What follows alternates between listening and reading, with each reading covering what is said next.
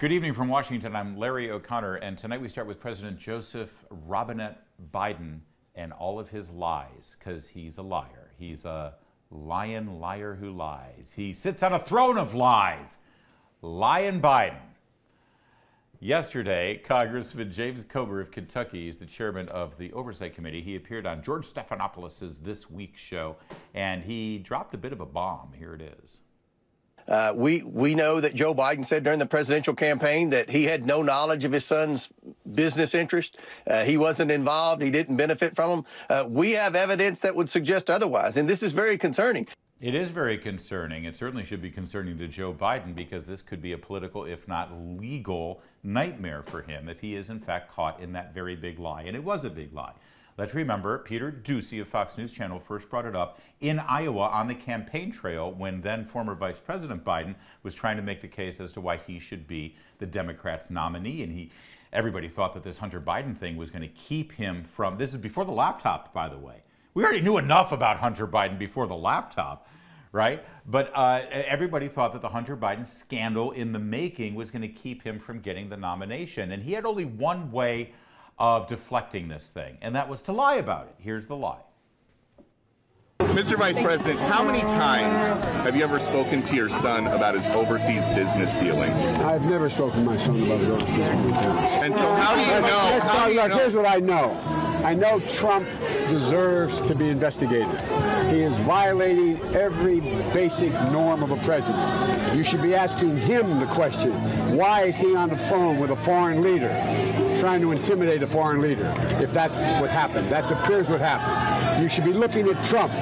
Trump's doing this because he knows I'll beat him like a drum.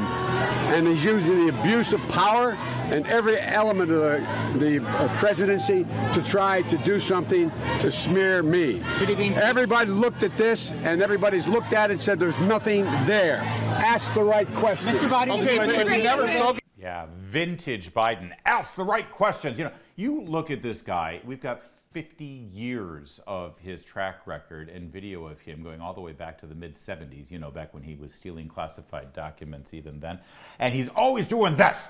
Whenever he's backed into a corner and whenever he's wrong, he always starts throwing it at you because he's a tough guy. Darn it, I used to beat kids up in Scranton. You're the problem. That's the right question. Typical Biden, right? Especially when he's trying to deflect, and that was a classic deflection.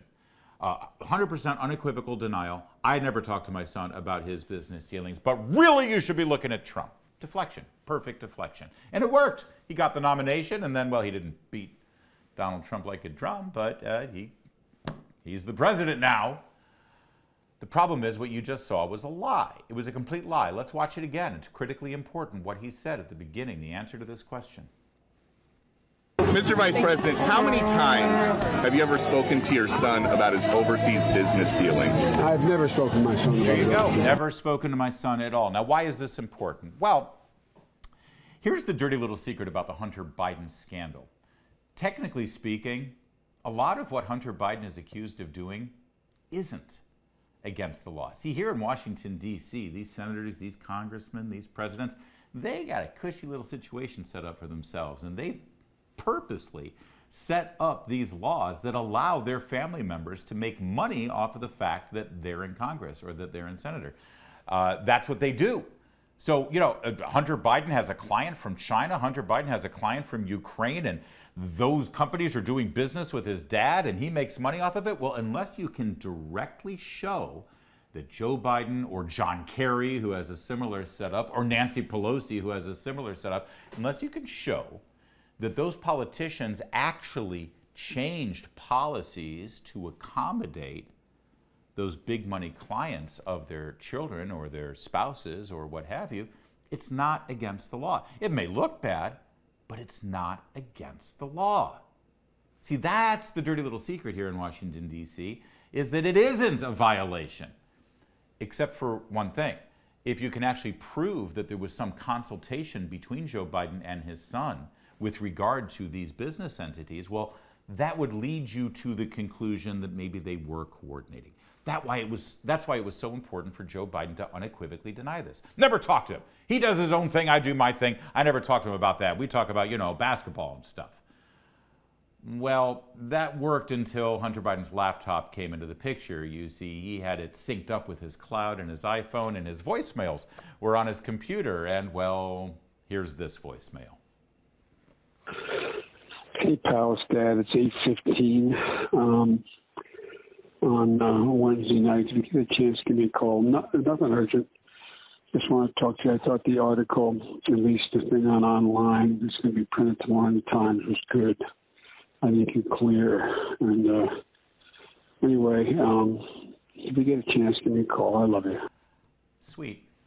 That voicemail, of course, we have a date stamp on it because computers are funny little things that way. And we know that the article he's referring to the next day had to do with the New York Times looking at some business dealings that Hunter Biden had with a Chinese oligarch. And of course, you know, any Chinese businessman that's doing business in America, they're only doing it with the permission of the Chinese Communist Party because they're authoritarians. That's how it is. So if Joe Biden is telling his son that he's in the clear, looks like the New York Times article is fine, no problems there, clearly Joe Biden must know a thing or two about his son's dealings with China. Now, when Peter Doocy, who was lied to by Joe Biden, brought this up with Karine Jean-Pierre at a press briefing, Karine Jean-Pierre behaved like Karine Jean-Pierre does when she's hiding something. Watch. Why is there a voicemail of the president talking to his son about his overseas business dealings if the president has said he's never spoken to his son about his overseas business dealings? Well, first I'll say that what the president said stands. So if that's what the president said, that is what stands. And secondly, a New York Times article concerning Hunter Biden's business dealings, and he says, "I think you're clear." How is that not him talking to his son about his overseas business dealings? We're not, from this podium, I am not going to talk about alleged materials from the laptop. Okay. Boy, it's convenient, isn't it? First, she absolutely backs up the president's denial, but then says, but I'm not going to answer any specific questions, not from this podium. And of course, the rest of the media let her get away with it.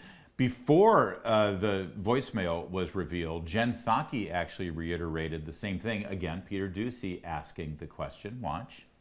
And they will make their own decisions. And the president has said that he never spoke to his son about his overseas business dealings. Is that still the case? Yes. Go ahead.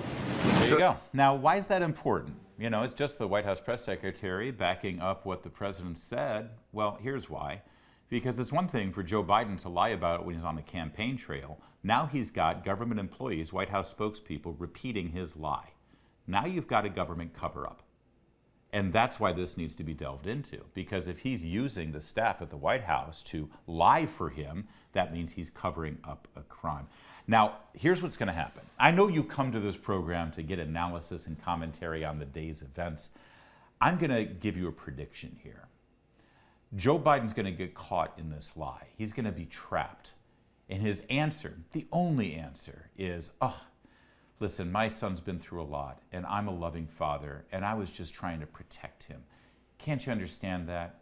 You know, Bill Clinton lied about sex. Well, everybody lies about sex. And what dad out there wouldn't lie to protect their son? And the media is going to go along with it, and Democrats will too. But here's the problem if you have a brain, and I know you do. This lie doesn't help his son. It doesn't protect him at all. Joe Biden didn't lie to protect his son. Joe Biden lied to protect himself. And it's all starting to tumble down. More to come on O'Connor Tonight.